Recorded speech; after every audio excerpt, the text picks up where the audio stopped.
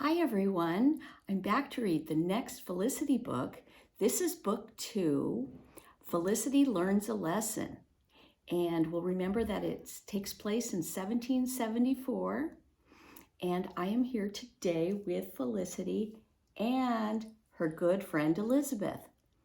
So we will get started, and first we'll talk about the characters in the story and find out more about what it was like for Felicity living in 1774. Okay, let me turn around and we'll start chapter 1.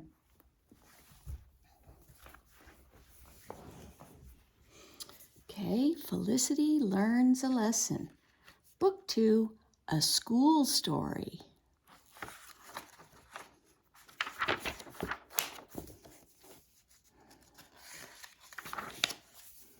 Chapter 1. First we will talk about the characters again. And here we have, there's Felicity's father, who owns one of the general stores in Williamsburg, where they live. There is Felicity's mother, who takes care of her with love and pride. Here is Felicity, a spunky, sprightly colonial girl growing up just before the American Revolution in 1774. Here is Nan, Felicity's sweet, sensible sister, who is 6 years old.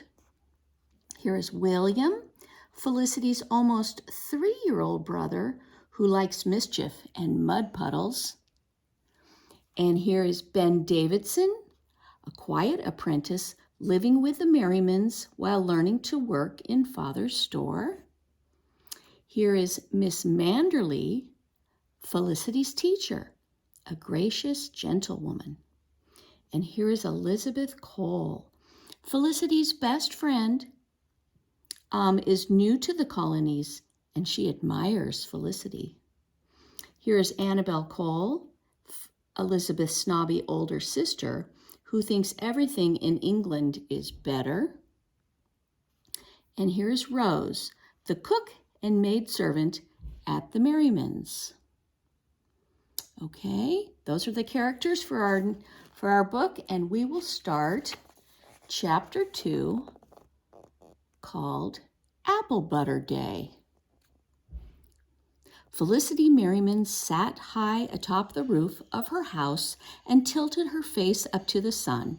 The rooftop was a fine place to be on a bright blue October morning like this. Felicity leaned back against the chimney. She put one leg on either side of the steep roof. The shingles were warm against her bare legs. A restless breeze played with her petticoats. Felicity shaded her eyes with her hand and looked out over the treetops and rooftops of Williamsburg. She watched a bright red cardinal bird swoop across the sky. Felicity grinned. How lovely it must be to feel free whenever you want, wherever you go, with nothing holding you down, she thought. Lissy! Lissy! She heard her sister Nan calling her. Felicity decided to ignore Nan. She knew what Nan wanted. Today was Apple Butter Day. That's why Felicity was on the roof. She was supposed to be picking apples for Mother to make into apple butter. The best apples were at the very top of the tree, where the branches hung over the roof. So Felicity had fetched a ladder, climbed up to the roof, and filled her apple sack quickly and easily. Now Nan wanted her turn to pick apples. She wanted Felicity to work in the hot, stuffy kitchen, stirring the pot of sticky apple mush. Felicity was not ready to go in. Felicity pulled one of the apples out of the sack and rubbed it on her sleeve. She took a big bite. Felicity seemed to taste the warm summer sun, the wild rains of September, and the cool, dark, starry nights of autumn in that juicy, tart bite. Between chews, Felicity wiggled her loose tooth with her thumb. She couldn't wait for it to fall out. Ben, her father's apprentice, was teaching her to whistle. with her fingers in her mouth. She thought losing that tooth might help. Felicity tried whistling. If I whistled loud enough, she thought, Nan and everyone in Williamsburg would hear me. They'd see me up here on the roof as high as a flag. She smiled. Wouldn't that be fine? Lissy, she heard Nan call again. Where are you? I'm up here, Felicity answered. She waved to Nan from her perch. Lissy, yelped Nan. She sounded scared. Mother, she called, come quick. Lissy's on the roof. Mother, come and see. Whatever's the matter, Nan? Asked Mrs. Merriman. She rushed out of the kitchen, and Felicity's brother William toddled along behind her. What's on the roof? She looked up. When she saw Felicity, she gasped, Oh my gracious, Lissy. Then she said in a very stern voice, Felicity Merriman, I will not shout for all the world to hear. Come down from that roof immediately. Yes, Mother, said Felicity. She slid down the roof to the ladder with a sinking feeling. I've done something wrong-headed again, she thought to herself. Felicity scrambled down the ladder so quickly she scraped her knee, lost her footing, and had to jump the last few feet to the ground. When she landed, Mother felt her all over as if she might have broken bones. Goodness, Lissy, she said, you gave me such a fright. Climbing way up on the roof like that? What were you thinking? Well, it didn't seem dangerous, said Felicity. And there were so many more apples at the top of the tree. So you thought you could fetch the apples faster? Is that it? Impatient as always, said her mother. She put her hands on Lissy's shoulders and said, gently but firmly, You are near to 10 years of age, Felicity. That's old enough to know what's a danger to you, and that's too old to be acting carelessly and childish. Felicity shifted the heavy sack off her shoulders. I'm sorry. I know you are, said her mother kindly, but I do wish you would stop and think before you act. Sometimes you have no more sense than a giddy goose. She sighed. And let us hope no one saw you on the roof with your petticoats blowing above your knees, bare-legged as a newborn babe. 'Tis wrong and unseemly for a girl your age. Now put your shoes and stockings on and come inside quick as you can. Nan will finish picking the apples. Felicity trailed along behind her mother to the kitchen house. Her heart was as heavy as the apple sack. The kitchen was dark compared to outside. The air was hot and thick. Rose, the cook, was peeling apples, slicing them into 4 parts, and dropping them in a pot of water. Another big pot full of apple mush was burbling on the fire. Mrs. Merriman pointed to it.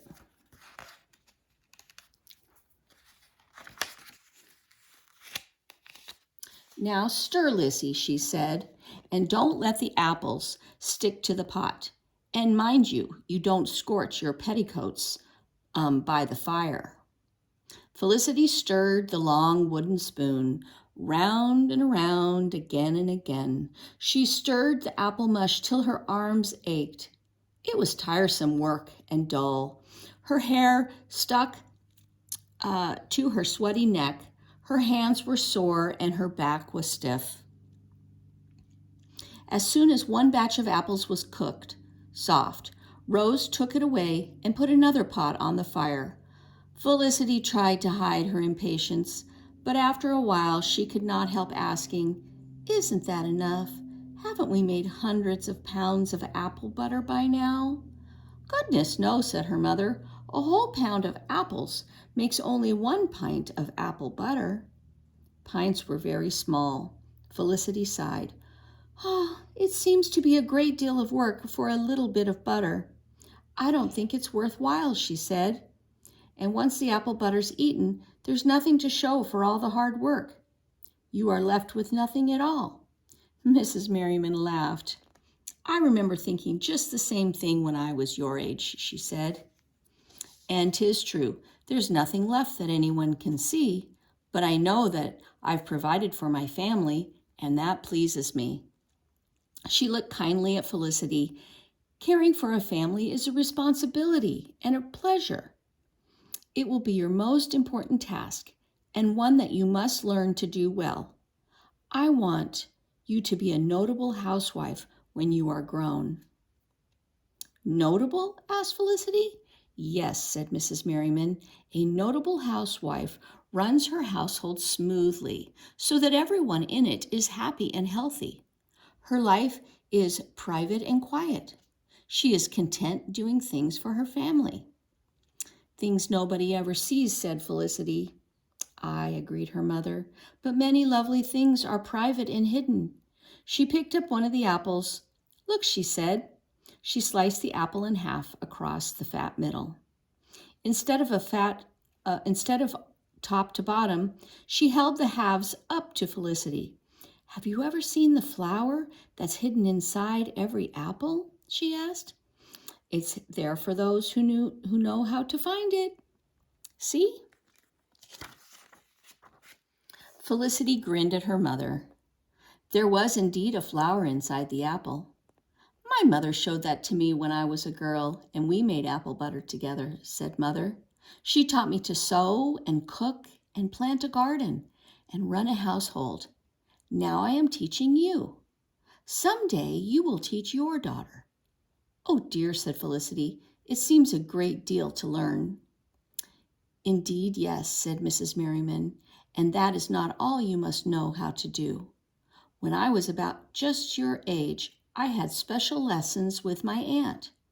She taught me the proper way to act in polite society. She showed me how to serve tea and how to be a gracious hostess." She smiled at the memory. "Oh, how I loved those lessons with my aunt. I felt like a graceful young lady instead of a gawky little girl." Felicity wiggled her tooth. She didn't say anything, but the lessons her mother described sounded fussy to her. Mrs. Merriman looked at Felicity thoughtfully. "Perhaps it is time for you," she began. Then she caught sight of the pot of apple mush. "Mercy," she said. "Stir, Lissy. This batch is near to burning." And she did not finish the sentence she had begun. But a few nights later, Felicity found out what her mother had been about to say. It was after supper. Everyone was gathered in the parlor around the fire. Its warmth was welcome, for the sun set early these fall evenings, and the dusk was chilly. Felicity sat on a low stool next to Nan. She was helping Nan learn to read the Lord's Prayer printed on her hornbook. Nan tilted the hornbook toward the firelight. "Thy kingdom come," she read slowly. "Lissy," she asked, "whose kingdom do we live in? God's or the King of England's?" "Well, both, I suppose," answered Felicity. "Isn't that right, Father?" Mr. Merriman was holding William on his knee and playing chess with Ben, the young apprentice who helped Mr. Merriman at his store. He looked over at his daughter and nodded. "Aye," he said, "we live in the colony of Virginia, which belongs to the King of England. He rules us even though he lives far away. Virginia is part of his kingdom." "But Virginia is part of God's kingdom too," said Felicity, "because the whole world and heaven and all the stars and everything there is belongs to God. See what it says here in the rest of the prayer? Thy will be done on earth as it is in heaven." That means God rules both heaven and earth. "Which word is heaven?" asked Nan. "This one right here," said Felicity. She pointed to it and read, "Heaven, Heaven. "You can read everything, can't you, Lissy?" asked Nan. "Not everything, not yet," said Felicity, "but I do love to read. I'd like to attend the college here in Williamsburg and read Greek and Latin and philosophy and geography, just as the young gentlemen do." "Oh, Lissy," laughed Nan, "that's silly. Girls aren't taught at the college." Ben looked up from his chessboard and grinned. "Maybe you could pretend to be a boy," he said. "I have a pair of breeches you may borrow." Felicity grinned back, but then she sighed. "I don't see why girls aren't educated too." Mrs. Merriman looked up from her stitching and spoke. "Girls should be educated, not in Latin and Greek, but in the things they need to know to be accomplished young ladies." She looked at Mr. Merriman with a question in her eyes. Mr. Merriman nodded and smiled. Then he said in a very pleased voice, "Felicity, your mother and I have decided it is time for you to begin your education." Felicity sat up. "Am I to be apprenticed to father?" she asked hopefully. "Some girls were apprentices. They learned to be seamstresses or to make hats or even to work in shops."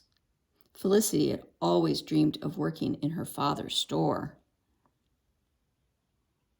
"Goodness, no," exclaimed her mother. "You are fortunate enough to be the daughter of Edward Merriman, one of Williamsburg's most important merchants.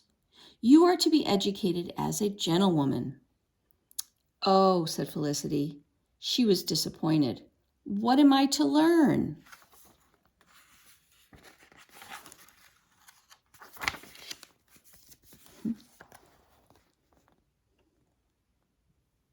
"The things my aunt taught me," answered Mrs. Merriman. "You will have lessons in dancing, handwriting, fancy stitchery, the proper way to serve tea." "Tea?" interrupted Ben. "Lessons about serving tea?" "Indeed, yes," said Mrs. Merriman. A lady's manners are judged by the way she serves tea. My mother brought her best teapot with her when she left England to come to Virginia.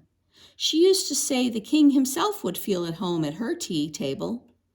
She served tea as properly in Virginia as any lady did in London. Now Felicity must learn to serve tea properly too." "Tea and stitchery," sighed Nan. "The lessons sound lovely." "I'm not very good at those quiet, sitting down kinds of things," said Felicity. "Well," said Mrs. Merriman calmly, "then you must improve yourself." Felicity was beginning to feel trapped. She asked, "Who will be my teacher?" "A very respectable gentlewoman named Miss Manderley," said Mr. Merriman. "She is going to give lessons to 2 other young ladies. They are sisters, and their family has just come here from England. Miss Manderley has kindly agreed to let you join them." "Ooh," squealed Nan. "Young ladies from England? They'll probably already know the very most proper way to do everything, Lissy." "The young ladies from England will be learning from Miss Manderley, just as Felicity will," said Mr. Merriman, "and they will surely learn that proper and polite behavior is the same in Virginia as it is in England." Felicity sighed. She could see that these lessons were going to be boring and tiresome. "I would much rather spend my time out of doors," she thought. "I would rather be horseback riding or playing or digging in my garden." But Felicity knew she could not argue or pout, or say she would not go to Miss Manderley's. That would not be respectful. Besides, Felicity was sure it would do no good at all. "The lessons begin in 3 days," said Mrs. Merriman, "so we must set to work tomorrow to make ready your best cap and stockings and clothes." "Aye," agreed Mr. Merriman. He smiled at Felicity fondly. "Our pretty Lissy must look her very best. She will begin her lessons looking like the finest lady in Virginia and all of England. She will make us proud, to be sure." Felicity smiled back weakly. She was not at all sure. She pushed against her loose tooth with her tongue until it hurt. Okay, and that is the end of chapter 1 of Felicity Learns a Lesson. And our next video, we will read Chapter 2, Loose Tooth Tea. Okay? See you next video.